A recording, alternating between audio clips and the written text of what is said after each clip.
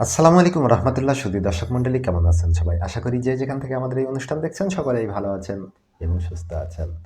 স্বাধীনতা দিবসের শুভেচ্ছা আপনাদের সকলকে। একটি তো খুশির খবর আমাদের জন্য যে খুনি হাসিনা, স্বৈরাচারী হাসিনা, ফ্যাসিস্ট হাসিনা দেশ ছেড়ে পালিয়েছে তার স্বামীর দেশে।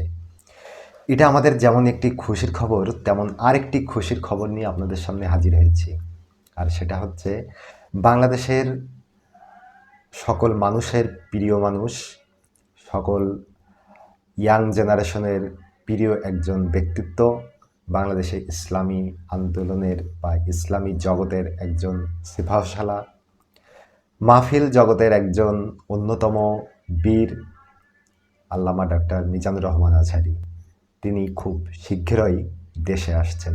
আর এই খবরটি তিনি নিজেই দিয়েছেন তার ফেসবুক লাইভের মাধ্যমে।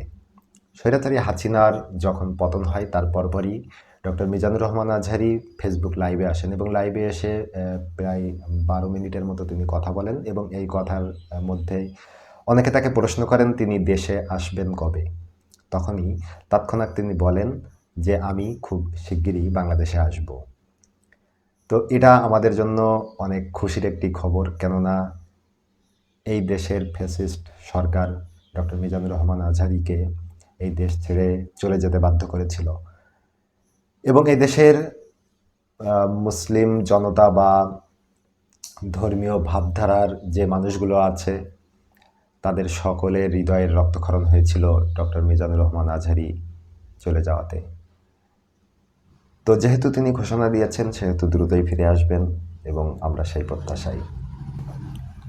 তো শুধু দর্শক মণ্ডলী, এই নিউজটি আপনাদের কেমন লাগলো জানাতে ভুলবেন না। ভালো লাগলে অবশ্যই লাইক করবেন, শেয়ার করে দেখার সুযোগ করে দেবেন বন্ধুদের এবং কমেন্টে জানাবেন কেমন লাগলো। আর এই চ্যানেলে নতুন হয়ে থাকলে অবশ্যই সাবস্ক্রাইব করে পাশে থাকবেন। তো ভালো থাকবেন, সুস্থ থাকবেন। আল্লাহ হাফেজ।